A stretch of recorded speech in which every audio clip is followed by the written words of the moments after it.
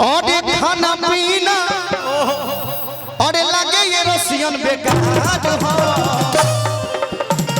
देखो आज से तू फिक्स हो गइल बार रसियन काजी कि लगे ये रसियन बेकार हो। एगो हम दिल दिल हमर जान है तीनों तोहार हम दिल दिल हमर जान है तीनों तोहार हो। तहरा बिना खाना पीना तहरा बिना खाना पीना लगे ये कोना की बेकार हो। बा एगो हम दिल दिल हमर जान है तीनों तोहार हमर जान है तीनों तोहार हो।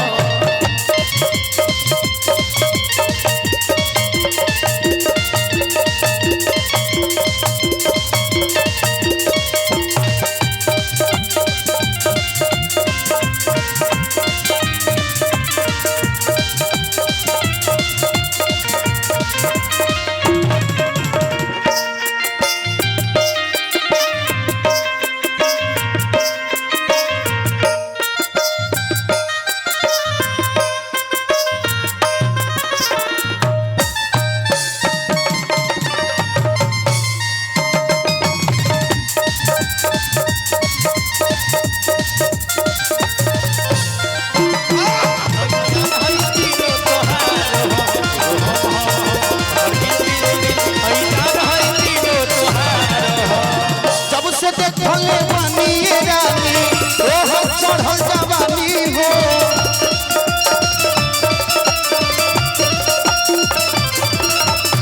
जब से देखले बानी रानी ओह चढ़ल जवानी हो।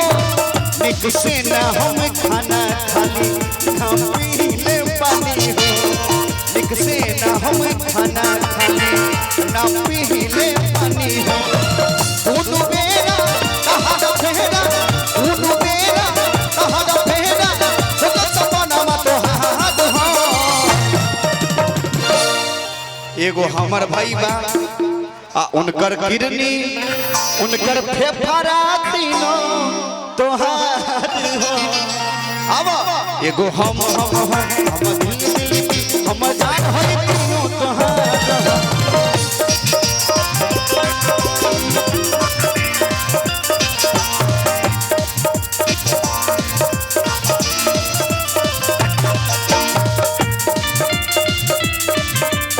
रहते हो तुम दिल की धड़कन में रहते हो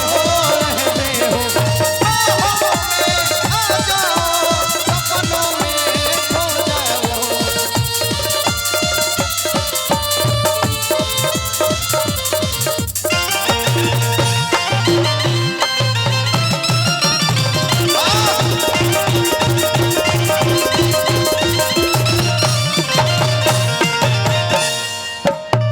होला चल राजन के कैलू जिंदगी खराब हो।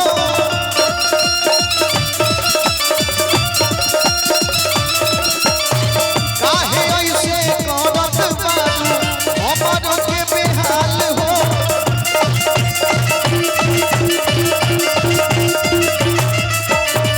होला चल राजन के कैलू जिंदगी खराब हो।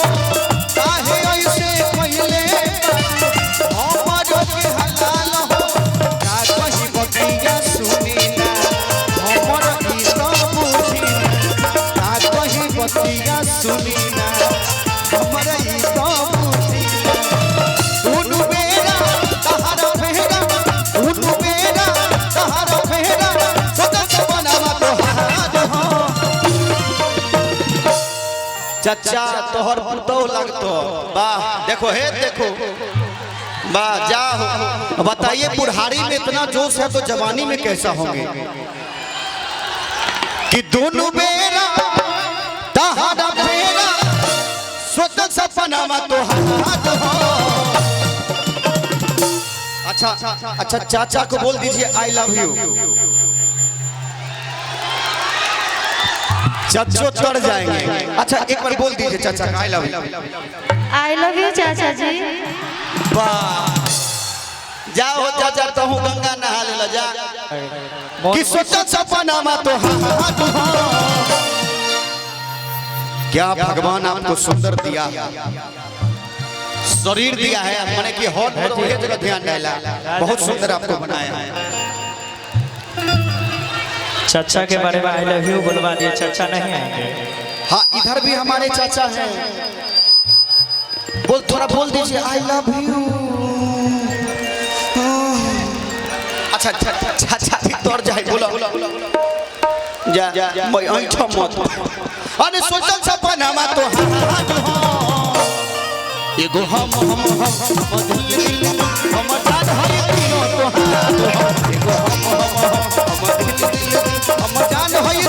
तो एगो हम जान हई तीनों एगो हम जान हई तीनों सोहाग